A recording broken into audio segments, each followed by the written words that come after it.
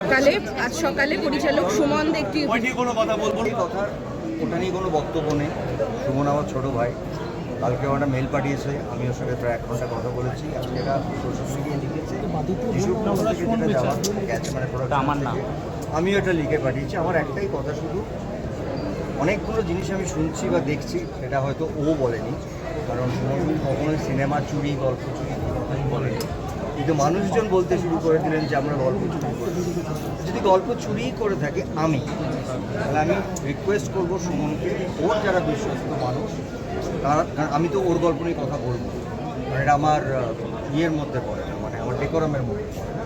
অভিনেতা হিসেবে ওর যদি মনে হয় ওর পুরো স্ক্রিপ্টটা ওর বিশ্বস্ত মানুষকে শোনার, আর অভিমান এখন পুরোটা খোলা, মানে এটা মানুষের সামনে এসে গেছে, তারা বিচার করুক যে গল্প বা চরিত্র কী আছে, মিল আছে না আছে। কিন্তু এইটার বাইরে আমি কিছু বলতে চাই না। তবে আমি এটা মনে করি যে এইভাবে চোর চোর বদনাম দেওয়া, এটা বোধহয় আমার 40 বছরের কেরিয়ারের সততাকে প্রশ্ন করা। যদি আমি কোনো অন্যায় করে থাকি আমি বলতে পারি না অন্যায় করছি, কিন্তু আমি জানি যে অভিনেতা হিসেবে আমার সঙ্গে এক একজন পরিচয় 30টা 40টা 20টা 15টা করে ছবি করেছে, এটা হয় না। কালকে আমি ফোন করেছিলাম, কিছু জানি অনেকটা যে অভিমান ভাঙানোর জন্য।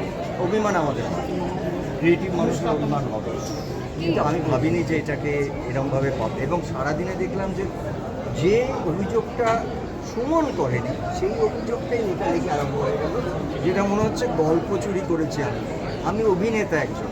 আমি আমার জীবনে মিনিমাম 100টা পুলিশ অফিসারের চরিত্র করেছি, আমি ডাক্তারের চরিত্র করেছি, আমি ইঞ্জিনিয়ারের চরিত্র করেছি, আমি একজন ক্রিমিনালের চরিত্র করেছি, আমি একজন অভিনেতার চরিত্র করেছি, আমি একজন সিঙ্গারের চরিত্র করেছি।